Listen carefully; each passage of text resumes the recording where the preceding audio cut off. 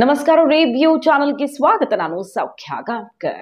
ಕೇಜ್ರಿವಾಲ್ಗೆ supreme court ನಿಂದ ದ್ವಿಸದಸ್ಯ ಪೀಠದಿಂದ bale ಸಿಕ್ಕಿದೆ। Bale ಸಿಕ್ಕ ಮೇಲೂ ಕೂಡ ಕೇಜ್ರಿವಾಲ್ಗೆ ಸಂಕಷ್ಟ ಏನಿದು? ಹಾಗಾದ್ರೆ ಬಿಜೆಪಿ ಈಗ ಮುಗಿಬೀಳ್ತಿರೋದು ಯಾಕೆ? ಕೇಜ್ರಿವಾಲ್ ರಾಜೀನಾಮೆ ಕೊಡ್ತಾರಾ? ಡೆಲ್ಲಿ ರಾಜಕಾರಣದಲ್ಲಿ ಅತ್ಯಂತ ಮಹತ್ವದ ಬೆಳವಣಿಗೆಗಳಾಗ್ತಿದ್ದಾವೆ ಕೇಜ್ರಿವಾಲ್ ಬೇಲ್ ಬೆನ್ನಲ್ಲೇ। ಇತ್ತ ಅಭಿಷೇಕ್ ಮನು ಸಿಂಘ್ವಿ ಈಗ ಇಲ್ಲಿ ಕರ್ನಾಟಕದಲ್ಲಿ ಸಿದ್ದರಾಮಯ್ಯನವರ ಮೂಡಾ ಕೇಸ್, ಸಿದ್ದರಾಮಯ್ಯನವರ ಪರ ವಾದಿಸ್ತಾ ಇರುವಂತಹ ವಕೀಲರು, ಅಲ್ಲಿ ಕೇಜ್ರಿವಾಲ್ಗೆ ಬೇಲ್ ಕೊಡಿಸಿರುವಂತಹ ವಕೀಲರು ಕೂಡ ಅವರೇ। ಎರಡೂ ಕೇಸು ಒಂದೇ ರೀತಿ ಅಲ್ವಾ? ಅಲ್ಲಿ ಲಿಕ್ಕರ್ ಸ್ಕ್ಯಾಮು, ಇಲ್ಲಿ ಮೂಡಾ ಸೈಟ್ ಸ್ಕ್ಯಾಮ್ ಅಂತ ಆರೋಪ।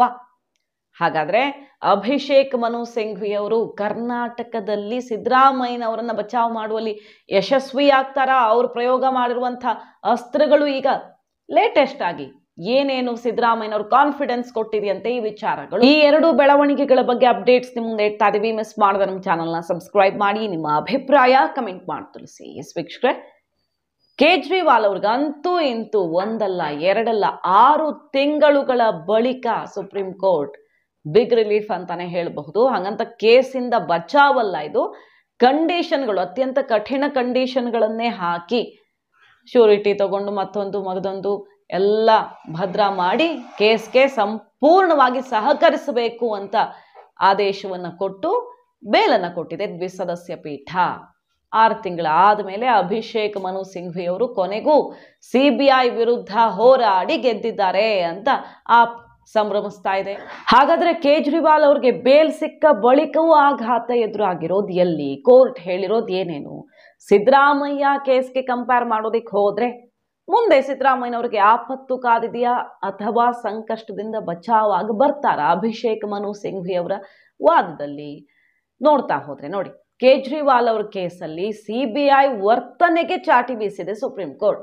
ಹಾಗಂತ ಈ ಕೇಸಲ್ಲಿ ತಪ್ಪಿಲ್ಲ ಸರಿ ಇಲ್ಲ ಅನ್ನೋದಲ್ಲ, ಇದು ಸಿಬಿಐ ಟೈಮಿಂಗ್ಸು, ಬೇಲ್ ಸಿಗಬಾರ್ದು ಅಂತ ಅದೇ ಟೈಮಲ್ಲಿ ವಶಕ್ಕೆ ತಗೊಂಡಿರೋದು, ಇಂಥದ್ದೆಲ್ಲ ಮಾಡಿದೆ। ಪಂಜರದ ಗಿಳಿಯಾಗಿ ಕೆಲಸ ಮಾಡಬಾರ್ದು ಯಾವುದು ತನಿಖಾ ಸಂಸ್ಥೆಗಳು ಅಂತ ತಿಳಿ ಹೇಳಿರೋದು ಹೌದು। ಸಿಬಿಐ ಯಾರದ್ದು ಒತ್ತಡಕ್ಕೆ ಕೆಲಸ ಮಾಡ್ತಿದ್ಯಾ ಅನ್ನೋ ರೀತಿಯಲ್ಲಿ ಸುಪ್ರೀಂ ಕೋರ್ಟ್ ಚಾಟಿ ಬೀಸಿದೆ। ಬಹುಶಃ ಈ ಮೂಲಕ ನಿನ್ನೆಯಷ್ಟೇ ಸುಪ್ರೀಂ ಕೋರ್ಟ್ನ ಅಥವಾ ಕಾನೂನು ವ್ಯವಸ್ಥೆಯ ಬಗ್ಗೆ ಪ್ರಶ್ನೆ ಮಾಡಿದವರು, ನಂಬಿಕೆ ಇಲ್ಲ ಮೋದಿ ಅವರಲ್ಲಿ ಸಿಬಿಐ ಮನೆಗೋಗಿ ಆರತಿ ಮಾಡಿ ಬಂದ್ರು ಅಂತ ಆಕ್ರೋಶ ಹೊರ ಹಾಕಿದವರೆಲ್ಲ ಸ್ವಲ್ಪ ಸಮಾಧಾನ ಪಟ್ಕೊಳ್ಳುವಂಥ ಬೆಳವಣಿಗೆ ಅಂದ್ರೂ ತಪ್ಪಿಲ್ಲ। ಆದರೆ ಕೇಜ್ರಿವಾಲ್ ಅರೆಸ್ಟ್ ದೋಷಪೂರಿತವಾಗಿದೆ ಅಂತ ಹೇಳ್ತಾ ಇಲ್ಲ ಸಿಬಿಐ ಈ ವರ್ತನೆ। ಇಡೀ ಎಲ್ಲ ದಾಖಲೆ ಸಮೇತ ಎಲ್ಲ ಒಂದೊಂದೇ ಸುಳಿಗಳನ್ನ ಎಳಿತಾ ಹೋಯ್ತು, ಆದರೆ ಸಿಬಿಐ ನಡ್ಕೊಂಡ ರೀತಿ ಮತ್ತು ಟೈಮಿಂಗ್ಸ್ ಒಂದಿಷ್ಟು ಅನುಮಾನಗಳಿಗೆ ಕಾರಣವಾಗ್ತಿರೋದು ಅಂತ ಸಿಬಿಐ ಚಾಟಿ ಬೀಸಿರೋದು। ಬಟ್ ಇಡಿ ಕಂಡೀಷನ್ಸ್ ಅನ್ನ ಯಥಾವತ್ತಾಗಿ ಮುಂದುವರಿಸಲಾಗಿದೆ।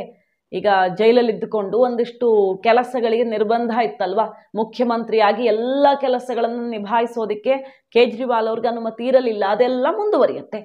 ಕಂಡೀಷನ್ಸ್ ಏನೇನು, ಅದ್ರ ಜೊತೆಗೆ ಇಡಿ ನಿರ್ಬಂಧದ ಜೊತೆಗೆ ಕೆಲವೊಂದು ವಿಚಾರಗಳು ಸಹಕರಿಸಬೇಕು ಅನ್ನೋದು, ಹಾಗೆ ಆಫೀಸ್ಗೆ ಸಿಎಂ ಆಫೀಸ್ಗೆ ಹೋಗಿ ಕೂರೋದಿಕ್ಕಾಗಲ್ಲ ಕೇಜ್ರಿವಾಲ್ ಅವರು, ಮತ್ತು ಫೈಲ್ ಸಹಿ ಮಾಡೋದಿಕ್ಕಾಗಲ್ಲ। ಹಂಗಂತ ಎಲ್ಲಾ ಫೈಲು ಸಹಿ ಮಾಡೋದಿಕ್ಕಾಗಲ್ಲ ಅನ್ನೋದೇನೂ ಇಲ್ಲ, ಕೆಲವು ಫೈಲ್ಸ್ನ ಮಾತ್ರ ಸಹಿ ಮಾಡೋದಿಕ್ಕಾಗಲ್ಲ, ಯಾವುದು ಸಹಿ ಮಾಡೋ ಹಾಗಿಲ್ಲ ಅನ್ನೋ ಅಂಥ ಕಂಡೀಷನ್ ಏನು ಸುಪ್ರೀಂ ಕೋರ್ಟ್ ಹೊಸದಾಗಿ ಹಾಕಿಲ್ಲ ಅಂತ ಅಭಿಷೇಕ್ ಮನು ಸಿಂಘ್ವಿ ಅವರು ಕ್ಲಾರಿಟಿ ಕೊಡೋ ಪ್ರಯತ್ನ ಮಾಡಿದ್ರು। ನೋಡಿದ್ವಿ, ಬಹಳ ಒಂದು ಒಳ್ಳೆಯ ಶುಭ ಸುದ್ದಿ ಇದು, ಗೆಲುವು ಸಿಕ್ಕಿದೆ ಕೊನೆಗೂ ಅಂತ ಹೇಳ್ತಾ ಇದ್ದಾರೆ।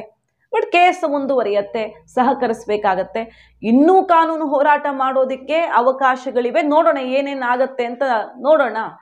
ಯಾಕೆಂದ್ರೆ ದ್ವಿಸದಸ್ಯ ಪೀಠದಲ್ಲಿ ಬಂದಿರುವಂಥ ತೀರ್ಪಲ್ವಾ, ಮತ್ತೆ ಮೇಲ್ ಹೋಗ್ತಾರಾ, ಇನ್ನೊಂದು ಪೀಠಕ್ಕೆ ಹೋಗುತ್ತಾ ಕೇಸು, ಅಂಥದ್ದೆಲ್ಲ ಅದ್ರ ಬಗ್ಗೆ ಚರ್ಚೆ ಆಗ್ತಿದೆ। ಸದ್ಯಕ್ಕೆ ಆ ರೀತಿ ಏನು ರೆಫರ್ ಮಾಡಿಲ್ಲ, ಅಂಥ ಸಾಧ್ಯತೆಗಳು ಕಡಿಮೆ ಅಂತ ಸಿಂಘ್ವಿ ಅವರು ಹೇಳ್ತಿದ್ದಾರೆ। ಈಗ ಕೇಜ್ರಿವಾಲ್ ಅವ್ರಿಗೆ ರಾಜೀನಾಮೆ ಕೊಡಿ ಅನ್ನೋ ಒತ್ತಡ ಜಾಸ್ತಿ ಆಗಿರೋದು ಯಾಕೆ? ಬೇಲ್ ಸಿಕ್ಕ ಮೇಲೆ ಯಾಕೆ ರಾಜೀನಾಮೆ ಕೂಗು ಅಂತ ಕೇಳಿದ್ರೆ ಬಿಜೆಪಿ ಅವರು ಅಲ್ಲಿ ಪ್ರತಿಪಕ್ಷಗಳು ಕೂಗೆಬ್ಬಿಸಿರೋದು, ನೀವು ಫೈಲ್ ಸೈನ್ ಮಾಡೋಕ್ಕಾಗಲ್ಲ, ಆಫೀಸ್ಗೆ ಹೋಗೋದಕ್ಕಾಗಲ್ಲ, ಇನ್ನೇನು ಸಿಎಂ ನೀವು ಆಲ್ರೆಡಿ ಡೆಲ್ಲಿಯನ್ನ ಸಂಕಷ್ಟಕ್ಕೆ ದೂಡಿದ್ದೀರಿ, ಬಟ್ ಎಲ್ಲ ಫೈಲ್ ಸೈನ್ ಮಾಡೋಕ್ಕಾಗಲ್ಲ ಅನ್ನೋ ಕಂಡೀಷನ್ ಹಾಕಿಲ್ಲವಾದರೂ ಕೆಲವೊಂದಕ್ಕೆ ರಿಸ್ಟ್ರಿಕ್ಷನ್ ಇದೆಯಲ್ಲ, ಇಡಿ ಕಂಡೀಷನ್ಸ್ ಯಥಾವತ್ತಾಗಿ ಮುಂದುವರಿತಾ ಇದೆಯಲ್ಲ, ಅದನ್ನೇನು ತೆಗೆದುಹಾಕ್ತಿಲ್ಲ ಸುಪ್ರೀಂ ಕೋರ್ಟ್। ಸಿಬಿಐ ನಡ್ಕೊಂಡ ರೀತಿಗೆ ಮಾತ್ರ ಚಾಟಿ ಬೀಸಿರೋದು, ಸೊ ಇದು ಮಾಡೋಕ್ಕಾಗಲ್ಲ ಅದು ಮಾಡೋಕ್ಕಾಗಲ್ಲ ಅಂದರೆ ನಿಮಗೆ ಕೈ ಕಟ್ಟಿ ಹಾಕ್ದಂಗಾಯ್ತು. ಕೋರ್ಟ್ ನಿಮ್ಮನ್ನೇನು ಪೂರ್ತಿಯಾಗಿ ಫ್ರೀ ಬರ್ಡ್ ಮಾಡಿಲ್ಲ. ಅಷ್ಟಾದ್ಮೇಲೆ ನೀವಿನ್ನೇನು CM? ನೀವು CM ಕುರ್ಚಿಯಲ್ಲಿ ಮುಂದುವರಿಯೋದಕ್ಕೆ ನೈತಿಕತೆಯನ್ನೇ ಹೊಂದಿಲ್ಲ, ಆದರೂ ಬಿಡ್ತಿಲ್ವಲ್ಲ ಕುರ್ಚಿಯನ್ನು. ನಾಚಿಕೆ ಆಗಬೇಕು ನಿಮಗೆ. ಮೊದಲು ಕೆಳಗಿಳಿರಿ. ಯಾವುದು ಮಾಡಿದ ಮೇಲೆ ನಿಮ್ಗೆ ಇನ್ನೇನು ಅಧಿಕಾರ ಇದೆ ಅಲ್ಲಿ ಕೂರೋದಕ್ಕೆ ಅಂತೆಲ್ಲ ಚಾಟಿ ಬೀಸ್ತಿದ್ದಾರೆ. ಜಟಾಪಟಿ ಆಗ್ತಿದೆ. ಆಮ್ ಆದ್ಮಿ ಸಂಭ್ರಮಿಸ್ತಾ ಇದೆ, ಕೊನೆಗೂ ನಮಗೆ ಗೆಲುವು ಸಿಕ್ಕಿದೆ ಅಂತ. BJP ಈ ರೀತಿಯಲ್ಲಿ ಹರಿಹಾಯ್ತಿದೆ. ತಕ್ಷಣ ರಾಜೀನಾಮೆ ಕೊಡಬೇಕು ಕೇಜ್ರಿವಾಲ್. ಇಷ್ಟು ಹೇಳಿದ ಮೇಲೇನು ಇನ್ನೇನು ಅರ್ಹತೆ ಇದೆ ನಿಮಗೆ ಅಂತ ನೋಡಿ. ಅಭಿಷೇಕ್ ಮನು ಸಿಂಘ್ವಿ ಅವರು ಸುದೀರ್ಘ 6 ತಿಂಗಳ ಕಾನೂನು ಹೋರಾಟದ ಬಳಿಕ ಕೇಜ್ರಿವಾಲ್ ಅವರಿಗೆ ಬೇಲ್ ಕೊಡಿಸುವಲ್ಲಿ ಯಶಸ್ವಿಯಾಗಿದ್ದಾರೆ ಸುಪ್ರೀಂ ಕೋರ್ಟ್ನಲ್ಲಿ.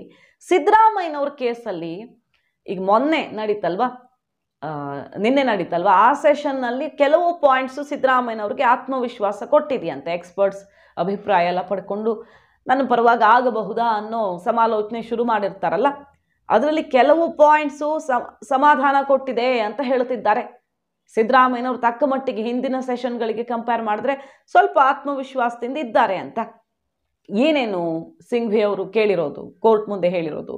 ಮೊಟ್ಟೆ ಹಗರಣದ ಸ್ಟಿಂಗ್ ಆಪರೇಷನ್ ಪ್ರಕರಣದಲ್ಲಿ ಜೊಲ್ಲೆ ವಿರುದ್ಧ BJPಯ ಹಿಂದಿನ ಸಚಿವರುಗಳ ವಿರುದ್ಧ ಅನುಮತಿ ಕೊಡೋದಕ್ಕೆ ನಿರಾಕರಿಸಿದ್ದಾರೆ. 2021ರ ದೂರಿಗೆ 3 ವರ್ಷದ ಬಳಿಕ ಅನುಮತಿಯನ್ನು ನಿರಾಕರಿಸಿದ್ದಾರೆ. ಆದರೆ CM ವಿರುದ್ಧ ತರಾತುರಿಯಲು ಒಪ್ಪಿಗೆ ಕೊಟ್ಟಿದ್ದಾರೆ. ತಾರತಮ್ಯ ಪೂರಿತವಾಗಿದೆ.